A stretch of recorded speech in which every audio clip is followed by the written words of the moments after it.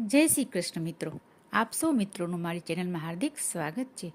મિત્રો, પવિત્ર એવો ધાર્મિક પુરુષોત્તમ માસ ચાલી રહ્યો છે.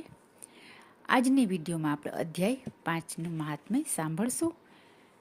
આપે જો હજી સુધી ચેનલને સબસ્ક્રાઈબ ન કરી હોય તો કૃપયા કરી લેશો, તેથી દરરોજ આપણને અધ્યાય મહાત્મ્ય વાર્તા વગેરે સાંભળવા મળતા રહે.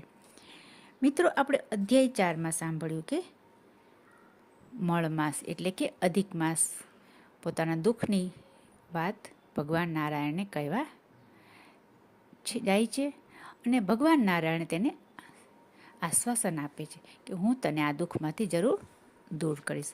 હવે આગળની મહાત્મ્ય આપણે સાંભળશું અધ્યાય 5માં. તેનું નામ છે મળમાસ ગોલોકમાં જાય છે. તો ચાલો સાંભળીએ. દુઃખી જન દુઃખનું શ્રવણ થવાથી પણ દુઃખી થઈ જાય છે. મળમાસ પોતાનું દુઃખની વાત કરતાં કરતાં મૂર્છિત થઈને પડી ગયા.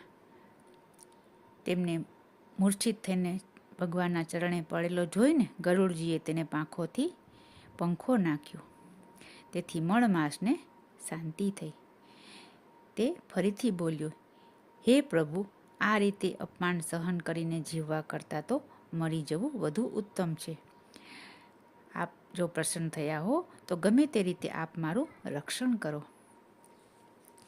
અધિક માસને આ રીતે કળગળતો અને ધ્રુસતો રુદન કરતા જોઈને ભગવાને કહ્યું, હે વત્સ, શાંત થઈ જા અને મારી સાથે તું ગોલોકમાં શ્રી કૃષ્ણ પાસે ચાલ. શ્રી કૃષ્ણ ભગવાન તારા દુઃખનું અવશ્ય નિવારણ કરશે. આમ કહીને ભગવાન નારાયણ મળમાસને સાથે લઈ ગોલોકમાં જવા નીકળ્યા. રસ્તામાં ભગવાન વિષ્ણુ શ્રી કૃષ્ણના સ્વરૂપનું વર્ણન મળમાસને કરે છે. શ્રી કૃષ્ણનું વર્ણ શ્યામ છે. તેમને 2 ભુજાઓ છે. તેઓ પીળું પીતાંબર ધારણ કરે છે અને હાથમાં મુરલી છે. માથે મોરપીંછ શોભે છે અને ગોપિકાઓ તેમની બંસરીનો મધુર ધ્વનિ સાંભળી ઘેલી બનીને તેમને ટોળામાં ઘેરી લે છે. યોગીજનો શ્રી કૃષ્ણ ભગવાનને પૂર્ણ કામ કહે છે.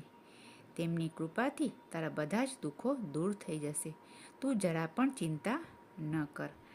આવી રીતે ભગવાને મળમાસને આશ્વાસન આપ્યું.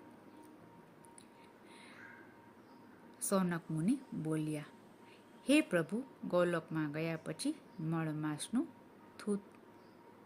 શું થયું?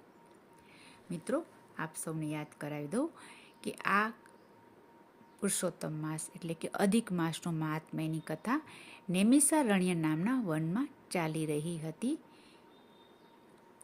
અને સૂત પુરાણી ઋષિમુનિઓને કથા સંભળાવી રહ્યા હતા. હવે આગળ સૂત પુરાણીએ કહ્યું, હું તમને એ જ કથા કહું છું, તમે સૌ ધ્યાનપૂર્વક સાંભળો. હવે આગળનું મહાત્મ્ય આપણે અધ્યાય 6માં આવનારી વિડીયોમાં સાંભળશું.